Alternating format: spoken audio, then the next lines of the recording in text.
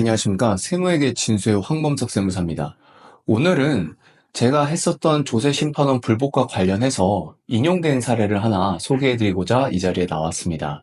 해당 건은 제가 되게 좋아하는 세무사님이신데 그분께서 조사 대응을 하시는데 조사 대응 과정에서 약 2억 원 정도의 상속세와 증여세가 부과가 됐거든요. 쟁점은 하나였습니다. 돌아가신 분이 돌아가시기 전에 배우자 명의로 전세 계약을 하고 그 전세 계약금을 다 넣고 결국에 돌아가시게 됩니다. 이러한 사례에서 돌아가시기 전에 전세 계약을 배우자 명의로 한 것을 배우자에 대한 증여로 볼 수 있는지 여부가 쟁점이 되었습니다. 이 건에서 세금이 2억까지 차이가 나는 이유는 배우자 명의로 체결한 약 6억 4천 정도의 전세 계약이 사전 증여로 인정되게 된다면 증여세가 과세가 되고요. 그리고 사전 증여 재산에 대해서는 상속세 공제를 받을 수가 없습니다. 상속 공제 중에서 가장 큰 게 배우자 상속 공제거든요. 근데 그 배우자 상속 공제에 사전 증여분은 또 빼게 돼 있어요. 그러다 보니까 세금이 훨씬 더 늘어나서 2억까지 과세가 되게 된 것이죠. 저한테 이 건을 주신 분은 어떻게 판단했냐면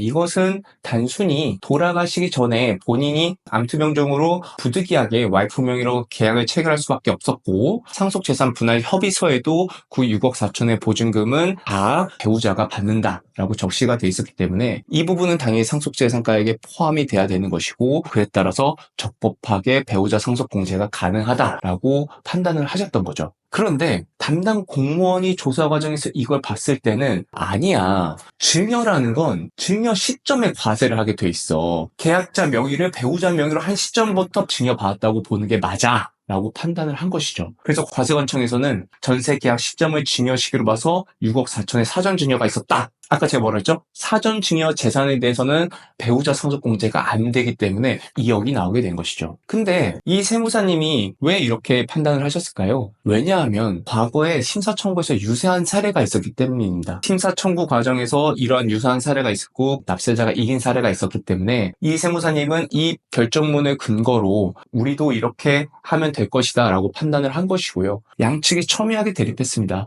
그리고 과세관청의 담당자는 과세를 했고 그리고 그 과세가액이 약 2억 원이 나왔고요. 그분께서 이제 저한테 이 건을 가지고 와서 불복을 대시해달라 라고 부탁을 한 것이죠. 여러분이 이해하시기 쉽게 제가 사실관계를 조금 더 정리해 드릴게요. 돌아가신 분은 암투병 중이었습니다. 그리고 본인이 갖고 있던 주택을 매각을 하고서 병원에 가기 편하게 병원 근처에 집을 전세 보증금을 주고 얻었습니다. 근데 전세 계약을 본인 명의로 한 것이 아니라 배우자 명의로 하고 송금은 다 본인이 했습니다. 전세 계약이 끝나고서 100일 정도 뒤에 이분이 돌아가셨습니다. 그리고 상속세 신고를 할 때 이 보증금을 상속재산가액에 포함해서 신고를 했습니다. 이 영상을 보시는 여러분께서는 돌아가신 분의 판단이 맞으실까요? 아니면은 국세청의 과세의 판단이 맞으실까요? 우선 결론부터 말씀드리면 납세자가 이겼습니다. 불복을 하는 과정에서 약간의 오해의 소지가 있었던 걸 알게 되었습니다. 처분청 입장에서는 매각 계약도 돌아가신 분이 체결을 했고 전세를 구했는데 그 사이에 갑자기 아파졌다고 해서 배우자 명의로